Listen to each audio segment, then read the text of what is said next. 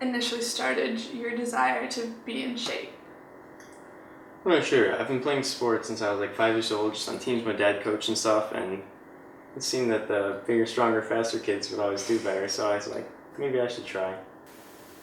Do you feel like any of your perceptions of the ideal body image have been shaped or morphed by other things? Definitely. Usually it's partially like friends, and then things you see on like movies you watch, like the action movies, like Fast and Furious, where like you see these people who are like going like, hey, I want to be like those guys, and then it's like your friends who are stronger and they're getting things done, like, hey, why can't I be like them too? Do you feel like the pressure on girls to look a certain way is different or the same or more or less than the pressure that's on guys? I feel like girls it's a lot different because it's more on like how they look, and guys can like change in a whole bunch, whether it's like their education or whether they're really good at a certain sport or how they look in general, but I feel like the pressure is a lot greater for girls. Do you feel like as a guy to say, I struggle with my image is an okay thing to say? I feel like it's becoming more an okay thing to say as we move forward to create more safe spaces for like everyone to express what they want, but I would never say that, especially to some of my friends, just because it's not things that guys would say to each other. Do you feel, now that you've obtained what most would deem as like an ideal body physique, do you feel even more pressure to keep it up and to stay that way? There's always pressure to improve, so even if you hit like what may have been your goal in the past, there's always like, I need to go a little farther, run a little faster, lift a little heavier, get a little bigger. Do you think there's a fix to like end this mentality in our culture at all?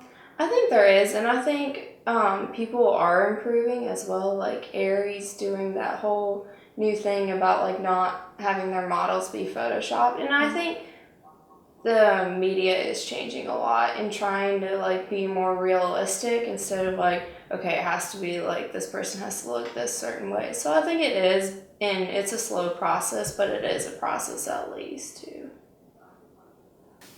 Having to sit and listen to Connor and to learn about Shannon's story is so frustrating because it's yet another one of my friends that are struggling with the same thing.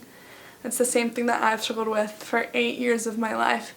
Same thing that led me to starve myself or to shove my finger down my throat after a meal or to put a knife on my wrist, and I hate it.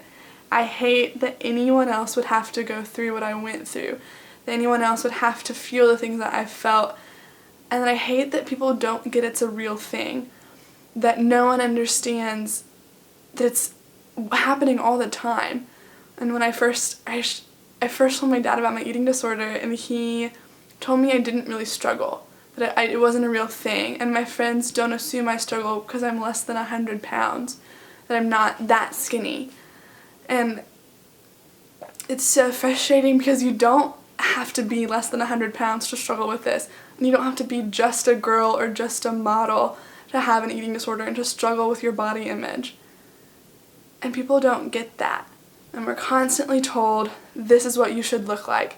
If you're not this, you're not enough. If you're not a size 0, you're not enough. If you don't have big arm muscles, you're not enough. And it's girls, it's guys, it's everyone. And it's becoming the norm, and that's heartbreaking. It's becoming okay, and no one's talking about it. No one bothers to mention that it's not just models that are craving to be thin.